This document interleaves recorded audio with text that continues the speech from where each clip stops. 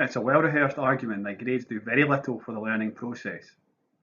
Indeed, as Ruth Butler and others have pointed out, grades often diminish the power of feedback to the point that giving feedback together with grades is the equivalent of giving no grades at all.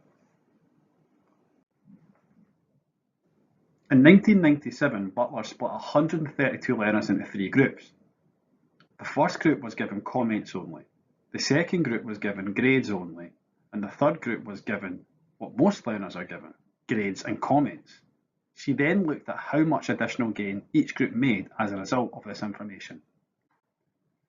As the table shows, the group that received only comments made an additional 30% gain in their learning.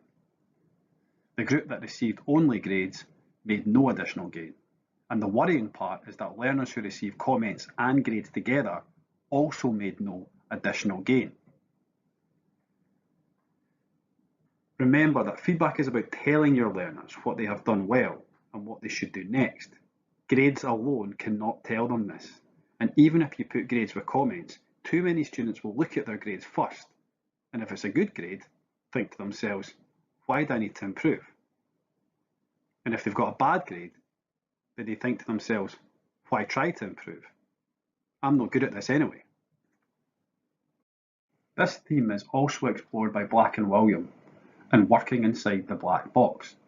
They also state that teacher feedback should normally avoid giving marks because research has established that whilst pupils' learning can be advanced by feedback through comments, the giving of marks or grades has a negative effect in that pupils ignore comments when marks are also given. So what's your thoughts? Do you agree or disagree with this research? You can pause the video now for independent reflection or discussion with colleagues. Now, we must acknowledge that grades are an integral part of the reporting process at the end of a period of teaching and learning. There is no doubt about this, and there's no way that we can avoid this. However, according to Hattie and Clark, if we want to minimise the risk of comments being completely ignored when a grade needs to be given, then the following must be considered.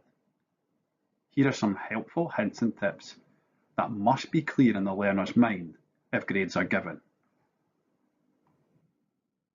But remember, the general rule of thumb, according to the research, is to keep grades and feedback comments separate.